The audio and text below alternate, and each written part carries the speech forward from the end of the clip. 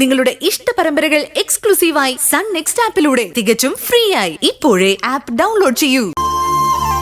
എന്റെ കൂടെ നിൽക്കുന്നവരെ പോലും ശത്രുക്കൾ ഉന്നം വെക്കുന്നു പേടി.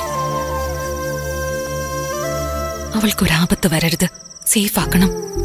അതുകൊണ്ട് കൂടിയാ അവളെ നാട്ടിലേക്ക് കൊണ്ടുപോകാൻ ഞാൻ പറഞ്ഞത്. ഇപ്പൊ മാലിനെ നാട്ടിലാക്കാൻ പറയും. കുറച്ചു കഴിയുമ്പോ പെങ്ങള് പറയും മാലിന് നാട്ടിൽ തനിച്ചല്ലേ, ചേട്ടായി കൂടി പോയി നിൽക്കാൻ. പിന്നെ അച്ഛമ്മയെ ഒഴിവാക്കും, പിന്നെ മഴയെ. എന്നിട്ട് എന്തും നേരിടാൻ തനിച്ച് മുന്നിൽ നിന്നു കൊടുക്കും. അതാണോ ഉദ്ദേശം?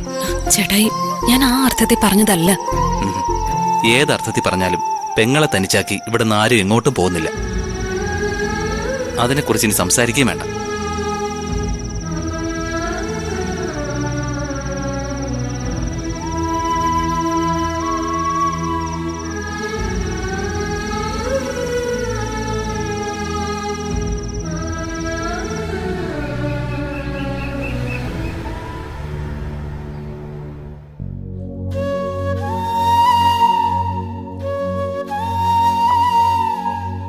ആദ്യമോനെ, ഞാൻ ചായ കുടിച്ചോളാം.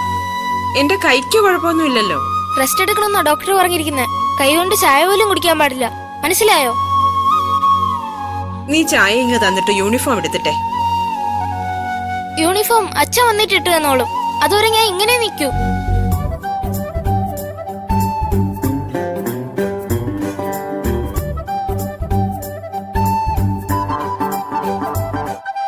അല്ലട മോനെ, ഇന്ന് മഴയും മഴയുടെ അമ്മയും വരുമെന്ന് പറഞ്ഞിട്ട് അവരെ കാണുന്നില്ലല്ലോ.